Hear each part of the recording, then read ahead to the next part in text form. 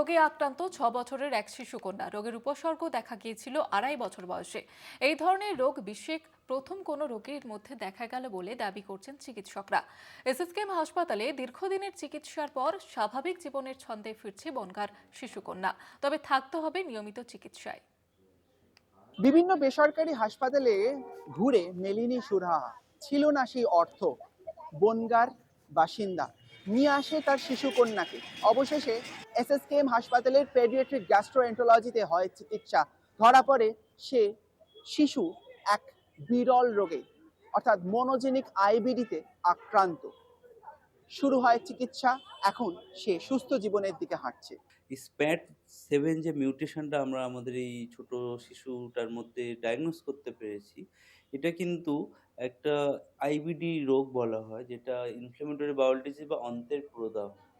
এবং এটা জিনিসটাকে আমরা অন্যভাবে ক্রনস ডিজিজও অনেকে বলে। এবং এই রোগটার ফলে বাচ্চাদের যে ইউজুয়ালি সিমটমস হয়, তাদের রক্ত পায়খানা, আমাশয় হয়, দীর্ঘদিন ধরে চলতে থাকে, যেটা নরমাল অ্যান্টিবায়োটিক খেলে 5 দিনে 10 দিনে ঠিক হয়ে যায়। এক্ষেত্রে কিন্তু তাদের মাসখানেক চলতে থাকে।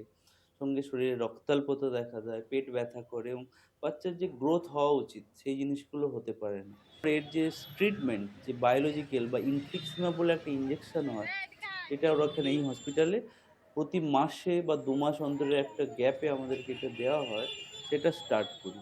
বাচ্চাটা আমাদের সাথে নিয়মিত ফলো আপে আছে। ইনজেকশন পাওয়ার ফলে এখন ওর ডায়রিয়া নরমাল হয়ে গেছে, বাচ্চা ওয়েট গেইন করেছে, হিমোগ্লোবিন নরমাল হয়ে গেছে এবং ও একটা সুস্থ স্বাভাবিক জীবনযাপন করছে, স্কুলে যাচ্ছে।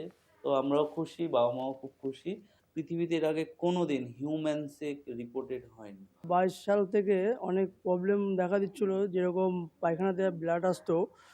তো ব্লাড আসার পরে অনেক জায়গায় দেখিয়েছি, কিন্তু কোথাও সলিউশন আমার কাছে আসছিল না। তো এখন আমি অনেক চেষ্টার পরে এখন লাস্ট পিজিতে এসে ওর সলিউশনটা কিছু অনেকটাই ভালো, বেটার এবং সাকসেসফুলের দিকে যাচ্ছে।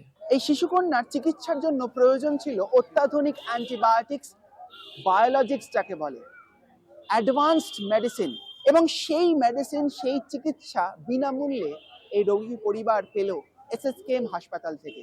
পেডিয়াট্রিক যে গ্যাস্ট্রোএন্টারোলজিস্ট, তাদের মতে এই ধরনের রোগ যদি কারোর হয়, দ্রুত চিকিৎসা করানো প্রয়োজন। রমিত বন্দ্যোপাধ্যায়ের রিপোর্ট, কলকাতা টিভি।